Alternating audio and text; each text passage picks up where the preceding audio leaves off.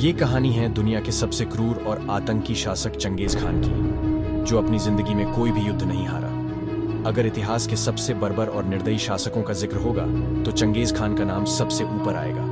दुनिया में Genghis Khan से जुड़ी हुई बहुत सी कहानियां हैं, लेकिन चंगेज खान की मृत्यु के बाद मंगोल भाषा में लिखी गई किताब the secret history of fame goals Genghis Khan के बारे में वो बातें बताती हैं जो शायद बहुत से लोगों को नहीं मालूम। वास्तव में वो कैसा था, कैसे उसने मंगोल साम्राज्य की स्थापना की, कैसे वो इतने देशों को जीत सका और कैसे उसने मंगोल कबीलों को एक शक्तिशाली देश मंगोलिया की शक्ल थी। सन 1206 से 1227 तक उसने दुनिया में अपना साम्राज्य फैलाया और धरती के करीब 22% हिस्सों को जीत लिया। चीन से लेके उज्बेकिस्तान, रूस, अफगानिस्तान, अफ्रीका, जापान, उत्तरी साइबेरिया, ईरान, इराक, बुल्गारिया और हंगरी तक चंगेज खान की हुकूमत थी। हिंदुस्तान में मुगल सल्तनत की बुनियाद रखने वाले बाबर से लेकर बहादुर शाह जफर तक सभी मुगल बादशाह चंगेज खान के ही वंशज थे। दूर की सोच रखने वाले चंगेज खान की जन्म से लेकर मृत्यु तक की ये कहानी आपको इतिहास में लगभग 800 साल पहले ले जाने वाली है। सनी 1162 में मंगोलिया में खेती प्रांत में जन्म हुआ था चंगेज खान का। उसका असली नाम था टेमुजीन। चंगेज खान के पिता का नाम था येसुखै।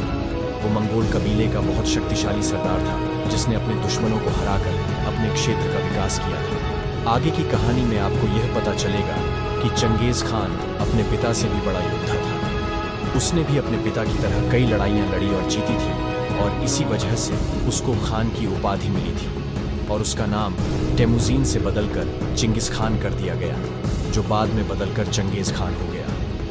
खान की उपाधि से ऐसा लगता है कि वो मुस्लिम था, लेकिन ऐसा नहीं है। चंगेज की माँ का नाम होइलुम था। जब चंगेज पैदा हुआ था तो उसकी हथेली पर खून का एक धब्बा था। उसकी माँ ने जब वो खून का धब्बा देखा तो कहा कि यह लड़का तो अपने जीवन में बहुत सी लड़ाइयाँ जीतेगा और इसकी तलवार हमेशा किसी न किसी के खून से लाल रहेगी। चंगेज जब मात्र 12 साल का था, उसकी शादी बोलते नाम की एक लड़की से तय कर दी गई। चंगेज की शादी तय होने के बाद उसका पिता येसुखै ये चाहता था कि चंगेज को भी मंगोल कबीले का मुखिया बना दिया जाए, क्योंकि चंगेज उसका सबसे बड़ा बेटा था। लेकिन चंगेज को मुखिया बनाने के लिए यह जरूरी था कि येसुखै नए क्षेत्रों पर कब्जा करे और फिर उन क्षेत्रों का मुखिया चंगेज को बना दे। उस समय मंगोल कबीले के सबसे बड़े दुश्मन थे तातार कबीले के लोग, और येसुखै ने कई बार तातार कबीले पर हमला किया था। तातार कबीले के लोग काफी डरे हुए थे येसुखै से और वो उसको खत्म करना चाहते थे। इसके लिए उन्होंने एक साजिश रची। उनके क्षेत्र से लगकर ओलखुनाथ कबीले का क्षेत्र था। तातार कबीले ने ओलखुनाथ कबीले को अपनी तरफ मिलाने की कोशिश की।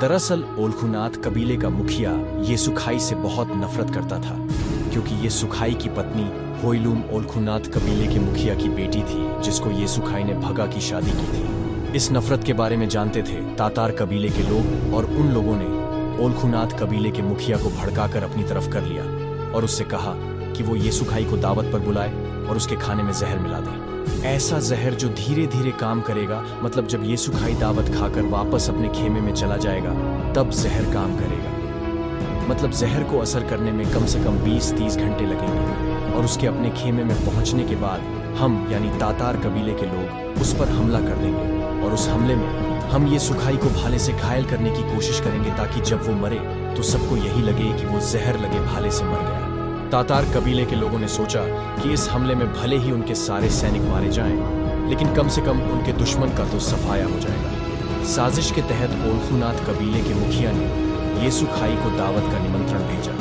जिसको येसुखै ने खुशी खुशी स्वीकार कर लिया, क्योंकि उसकी शादी के बाद पहली बार उसको ससुराल से निमंत्रण आया था। वो अपने कुछ सैनिकों को लेकर ओलखुनाथ कबीले गया और वह अपना खेमा लगाया। साजिश के तहत कबीले के मुखिया ने येसुखै को खाने में जहर दे दिया। दावत खाकर जब येसुखै अपने कबीले में वापस आया तो कुछ समय के बाद तातार कबीले ने उस पर हमला कर दिया। उस हमले में तातार के सैनिकों ने इस बात का ध्यान रखा कि कम से कम एक भाला येसुखै को जरूर लग जाए, भले ही वो उसको बस छू ही ले, और ऐसा ही हुआ। येसुखै की बांह पर एक भाला आकर लग गया। अपने सरदार को घायल देखकर मंगोल सैनिक भड़क गए और उन्होंने अपनी पूरी ताकत झोंक दी। तातार के लोगों को खत्म करने में तातार के लगभग 100 सैनिकों ने उन पर हमला किया था और मंगोलों ने सबको मौत के घाट उतार दिया। लेकिन कुछ समय बीता और जहर ने अपना काम कर दिया और ये सुखाई की मौत हो गई। इधर मंगोलों का मुखिया ये सुखाई मर चुका था और उधर मंगोल सैनिकों ने तातार के सभी सैनिकों को मौत के घाट उतार दिया था। अब जब वहां कुछ बचा ही नहीं था तो वह वापस जाने लगे। एक साजिश सफल हो चुकी थी, लेकिन फिर एक दूसरी साजिश रची। ये सुखाई के भाई होतुला खान ने होतुला खान को जब ये मालूम हुआ कि ये सुखाई की मौत हो चुकी है, तब उसने सोचा कि अब यही सही वक्त है।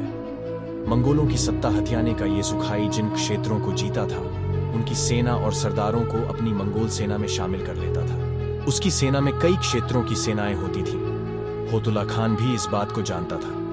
उसने सभी सरदारों से कहा कि वो अपनी सेना के लोगों को किसी बहाने से वापस बुला ले। उन सरदारों ने होतुला खान की बात मान ली, क्योंकि ये सुखाई के परिवार में अब बस तो होतुला खान बचा था, जिससे उनको ये सुखाई की मौत के बाद खतरा था। सभी सरदारों ने अपने सैनिकों को वापस बुला लिया। ये सुखाई की सेना पूरी तरह से बिखर गई। उसकी सेना के बहुत से सैनिकों को होतुला खान ने अपनी तरफ मिला लिया और फिर ये सुखाई की सेना में विद्रोह हो गया। कुछ सैनिक ये सुखाई के वफादार थे तो कुछ होतुला खान से मिल चुके थे। सारे सैनिकों में आपस में ही जंग छिड़ गई। ये सुखाई का पूरा परिवार बोर्जिगिन नाम की जगह पर रहता था। उनके ऊपर भी हमला करवाया होतुला खान ने, क्योंकि वह पूरे परिवार को खत्म कर देना चाहता था। लेकिन ये सुखाई के कुछ वफादार सैनिकों और कर्मचारियों ने चंगेज खान, उसकी माँ और उसके भाइयों को बोर्जिगिन से सुरक्षित निकाल दिया। चंगेज खान अपने परिवार को लेकर जंगल में छिप गए और इधर होतुला खान ने बोर्जिगिन पर अपना कब्जा कर लिया। होतुला खान और बोर्जिगिन के लोग ये जानते थे कि ये सुखाई के परिवार का कोई भी सदस्य अब जिंदा नहीं बचा है, लेकिन सच्चाई तो कुछ और थी। यहाँ खत्म होती है चंगेज खान के पिता की कहानी और शुरू होती है चंगेज खान की कहानी, जो जारी रहेंगी अगले एपिसोड में। लेकिन अगले एपिसोड को देखने से पहले अगर आपको ये एपिसोड पसंद आया है तो इसको एक लाइक जरूर दें, और अगर आप इस चैनल पर नए आए हो तो इसको सब्सक्राइब जरूर कर लें और नीचे बेल आइकन को जरूर प्रेस कर लें, ताकि आपको आने वाले वीडियोस की नोटिफिकेशंस मिल जाए। Thank you so much.